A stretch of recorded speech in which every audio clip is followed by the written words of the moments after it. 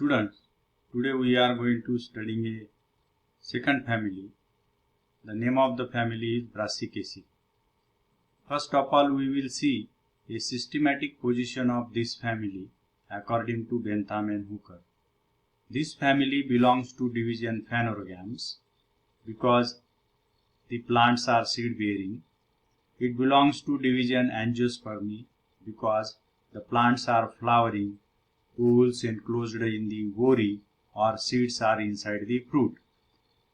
It belongs in a class Dicotyledone, leaves with a reticulate venation and two cotyledons in the flower. It belongs in a subclass Polypetalae because the petals are free. It belongs to the series Thalamiflorae because the flowers are hypogynous. It belongs in a order Parietals because there is a parietal placentation, and it belongs or it is a family Brassicaceae, or according to old name it is a Cruciferae.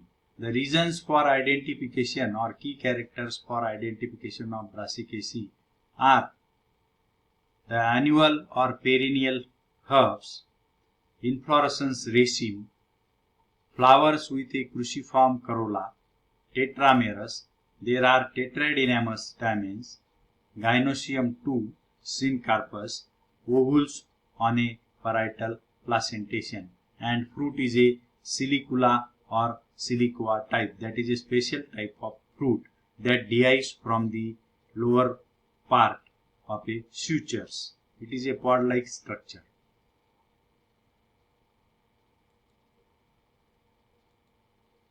Now we will take one of the example. Very common plants belongs to this family. Commonly it is called as a mustard plant. This is what a habit of mustard plant you can see in a flowering condition. This is also a flowering twig with a flowers, fruits and leaves. This is a single flower showing 4 petals arranged in a cross, and that's why this arrangement is called as a cruciform corolla. This is what a silicula or siliqua type of fruit. These are the 6 stamens. From that 4 stamens are having a long filament and remaining 2 stamens are having a short filament, and this condition is called as a tetradynamous stamen. This is a floral diagram, and this is what a dehiscence of fruit from the lower region. This is a floral formula that we will come to see ahead. Now we will go to see a salient features or distinguishing characters of this particular family. The plants belongs to this family are annual or perennial herbs plants. The leaves are simple, alternate. Flowers are perfect or complete. They are tetramerous, actinomorphic, and usually they produce in a raceme inflorescence. The flowers possesses a 4 sepals in the calyx that are green in color, that shows imbricate or valvate estivation and polypetallous, polysepalous condition. Similarly, there are 4 petals in a corolla of a flower. They may be yellow or white color, valvate, and they are arranged in a cross, and that's why they are called as a cruciform corolla. The petal limb having a somewhat broad lamina. Androeciums are showing 6 stamens. From that 6 stamens, 4 stamens are long, 2 stamens are short, and that condition is called as a tetradynamous kind of stamens. There is a superior gynoecium with a 2 carpels, syncarpous or fused with each other. They shows parietal placentation. Ovules are on a parietal placentation, and the fruits of this particular family is a siliqua or silicula type. That is a pod kind of fruit, but has a 2 sutures, dorsal suture and ventral suture, and the fruit is dehisced from the lower portion. Now we will going to see the next point, floral diagram and floral formula.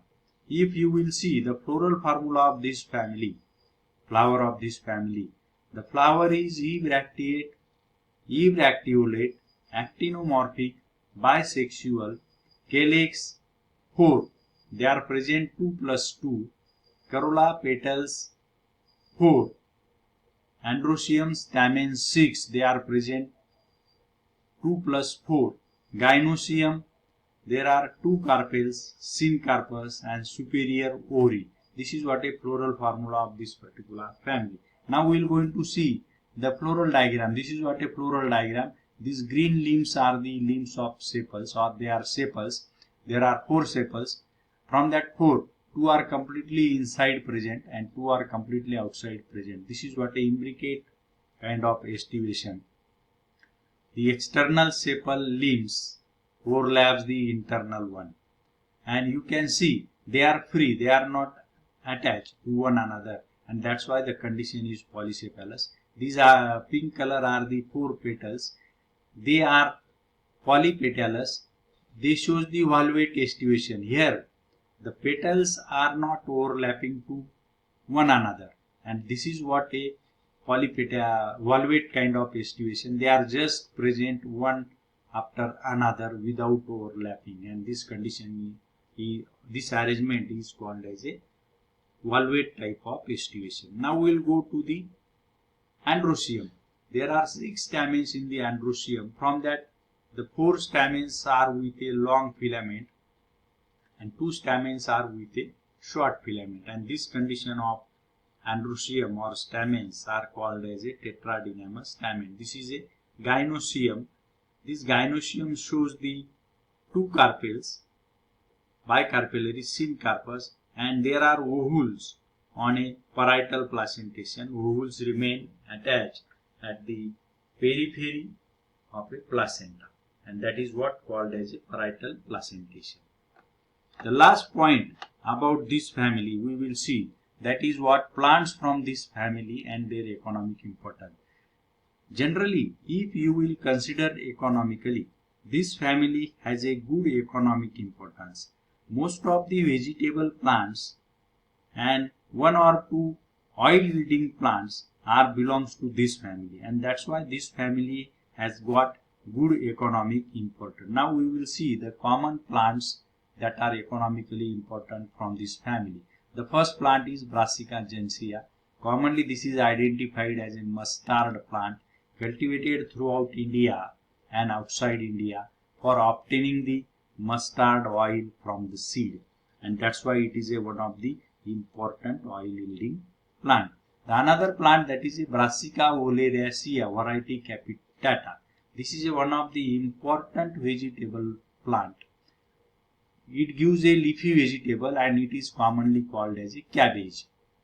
The another important plant, that is a Brassica oleracea variety botrytis. It is called as a cauliflower, and the flowers are useful as a vegetable. These 2 plants are very common and very well known to us. We are using these 2 plants as a vegetable in our day-to-day food.